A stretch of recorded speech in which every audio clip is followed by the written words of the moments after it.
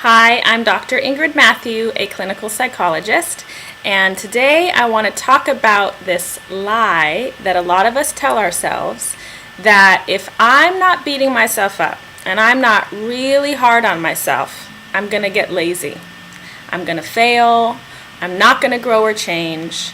And in reality, this is not only a lie, but this strategy is creating the exact opposite thing that we really want.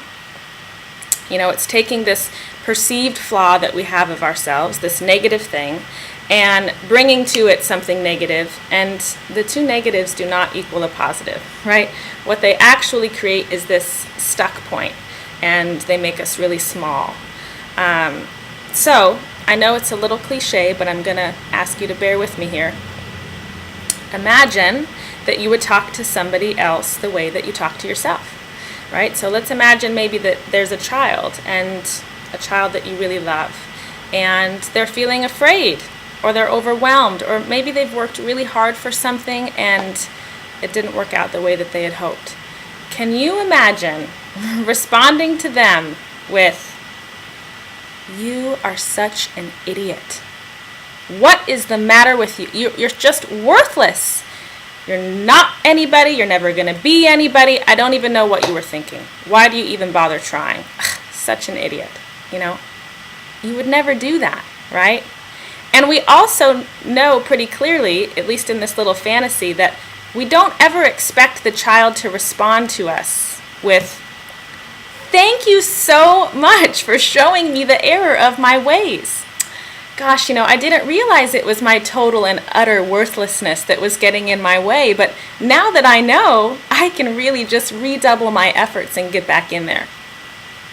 That's not what happens, The child or we shrink, we get small, we get terrified, and we never want to come out again, and we create a life that is consistent with this really small self-concept. So, my hope is that by shining a little light on how this strategy does not work, we get a little more willing, first of all, to just witness it in our lives and to see how we're doing this to ourselves.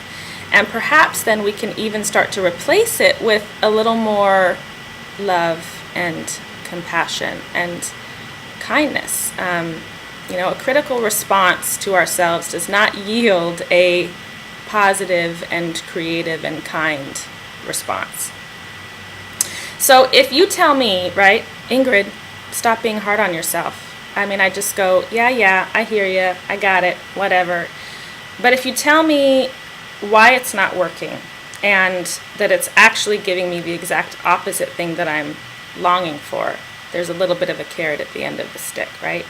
And then if I realize, which I know this to be true, that I cannot offer other people love and compassion and kindness unless I'm willing to offer it to myself.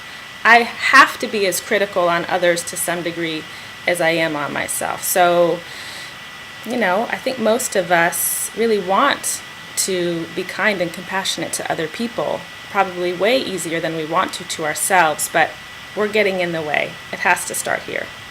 So, I'm hoping that we can all start to kind of witness how this internal critical response is operating, and then notice that it is actually not a motivator. That's the lie, right?